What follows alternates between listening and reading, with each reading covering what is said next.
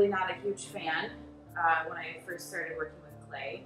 I started to use it as more of a tool to get shapes that I wanted to use for sculptures and conceptual pieces that I was doing.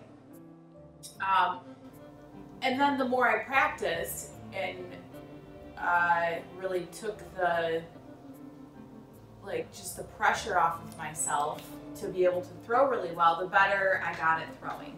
And then the better I got at throwing, I started to make things for people. So if people wanted mugs or bowls, and then I just kept getting better and better, and then now I really enjoy throwing.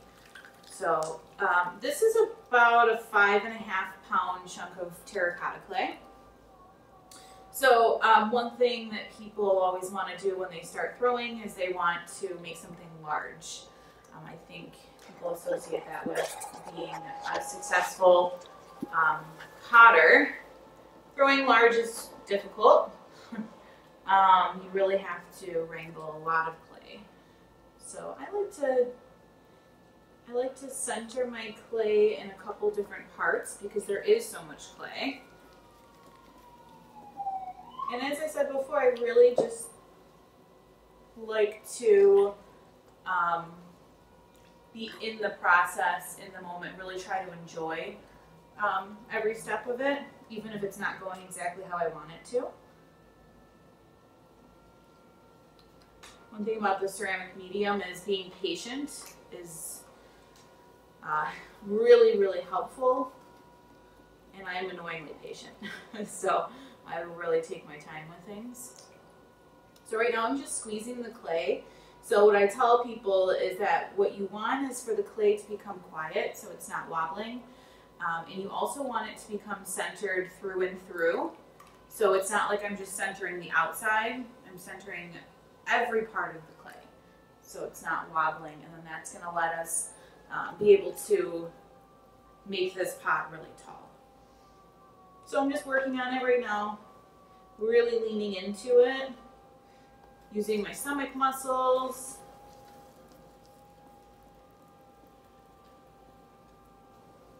Right now I'm just really squeezing through the clay, trying to get it to all be centered on the wheel. Okay, so this is getting there. I also kind of think of throwing as a little, I have my little rituals while I'm doing it. So I really like to make sure my hands don't have tons of clay on them, and it allows me to feel the clay better. So I'll stop and just take a minute to just sponge my hands off. I'll also make sure that I'm cleaning off the wheel a little bit. It's also just kind of taking a second to, I don't know, just kind of gather yourself. So you're not getting frustrated, because this part is very time consuming and can be frustrating if you can't get the clay centered. So it feels pretty good to me. There's a little bit of a wobble at the bottom, but it should be good.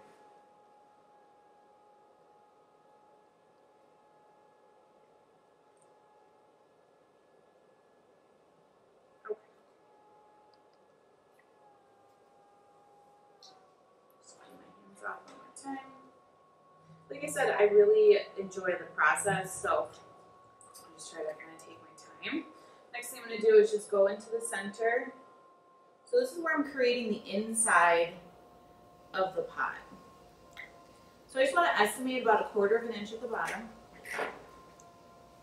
Think about any type of bowl or vase or mug. You want to make sure it has a bottom on it, or it turns into a planter unintentionally.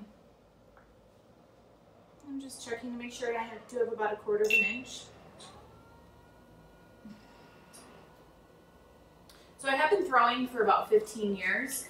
And as I mentioned before, the beginning of my throwing journey, I really did not enjoy it very much. I actually didn't throw for about a year because it was frustrating for me.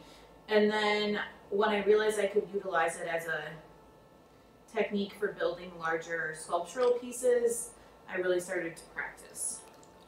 And like I said, I took the pressure off of myself so that I didn't go into it thinking like, oh, I'm going to get this very specific shape and,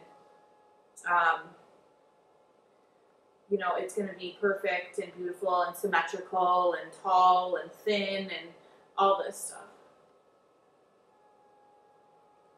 There are a lot of ways that clay is relative to life and how we feel every day about things. So, all right, I'm just smoothing out the bottom. So I've created the inside of my pot.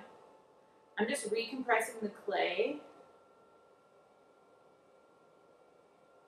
Whenever I'm working with one hand, so my right hand right now is applying the pressure and doing all the work, but then my left hand is supporting that hand and then tucked into my body for support. Okay. All right, so now we're going to start to pull, which is the exciting part. So you want to make sure your clay is wet. And then you're just going to keeping your arms tucked into your body. We call it T-Rex arms in my kids' classes. You're just going to start at the bottom and squeeze the clay to thin out the walls. Nice and smooth up to the top, and then recompress the lid. So this is called recompressing, or it's also called recentering. So your pot's going to get knocked off center while you're throwing. And you can tell, I'm sure on the video, there's a little bit of a wobble to it, but that's okay. So I'm going to pull again. Can't thin out these walls all in one pull, so we got to do a few.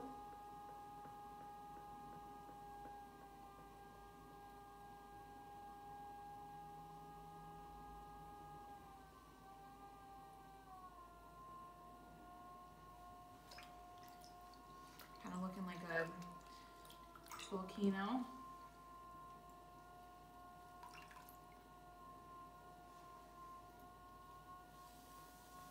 Just take my time here to clean up the bat.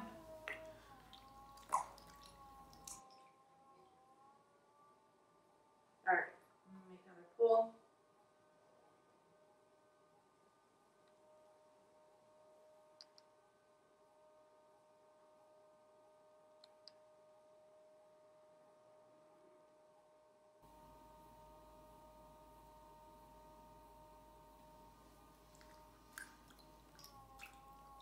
So as the pot gets taller, I'm slowing the wheel down.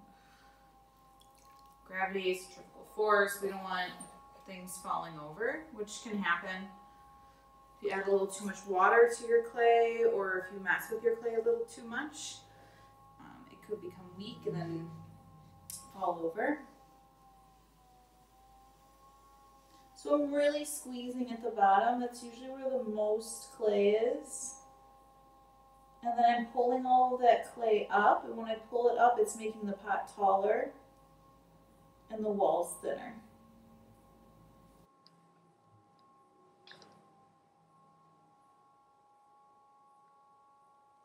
So I don't always go into throwing something thinking of what it's going to be. Some days, like if I am making mugs one day, like a lot of times I'll like start off with, okay, I need to make mugs, and then all of a sudden I'm just making bowls all day. So I don't always have a plan when I'm going into it, but I do kind of have a certain amount of shapes that I like to make. So I'll stick with those a lot of times. And that's just from years of practicing different shapes, deciding what I like, what I don't like.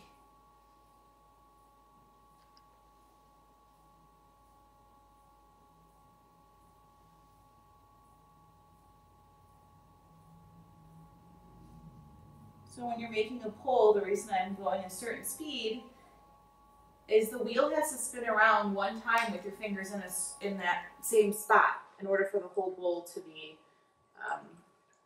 thinned out properly and symmetrical.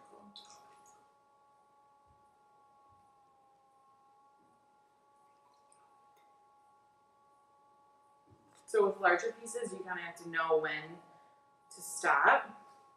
So there's a good amount of clay at the bottom right here, so I'm just going to try to use some of that to puff out the bottom. The top seems pretty thin.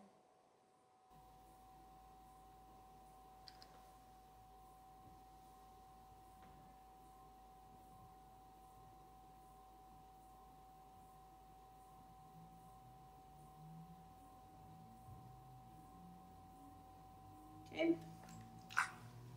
And then lastly, I'm just going to go in and use my rib to clean it up. So I call this part like the finishing part. So this is when you get all the water out of the inside. You shape the lip and round out the lip, make sure it looks nice. The lip or the rim here is usually the first thing that people look at, whether they realize it or not. So I'm just going to use a rubber rib to shape.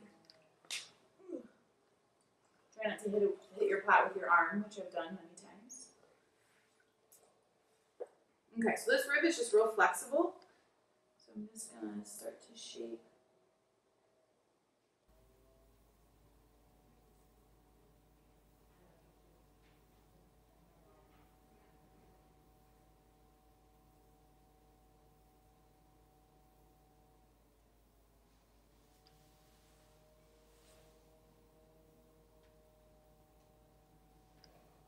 What I'm looking at is the profile.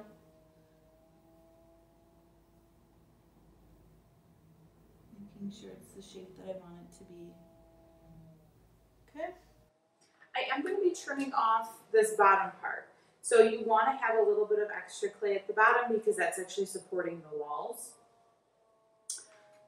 So I'm really not too concerned with making the bottom. Like I just imagine that to not even be there. And like I'm going to be addressing it afterwards. As you can see, I have a whole bunch of pots here that have dried overnight under some plastic, and I'm gonna trim the bottom of them. All right, I'm just finishing off the lip. This is just like a little chamois.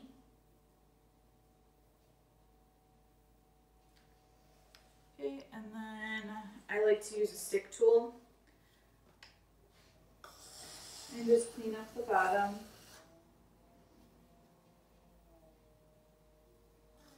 I'm just taking off a little bit of that clay.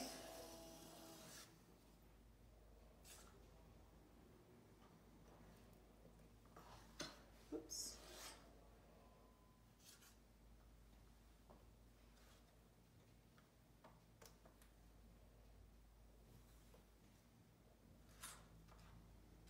Okay. All right, so I just want to make sure I have a nice line so that later I can trim the outside and I have a good line to start from.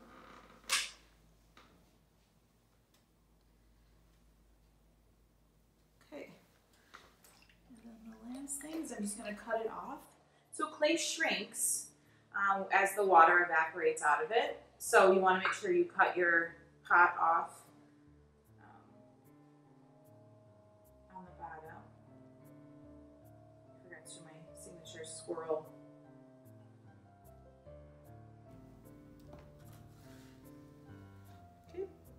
Cut it off, and then you're gonna let it dry for a while, and then turn it over like I have here and trim the bottom part, which I'm gonna do next.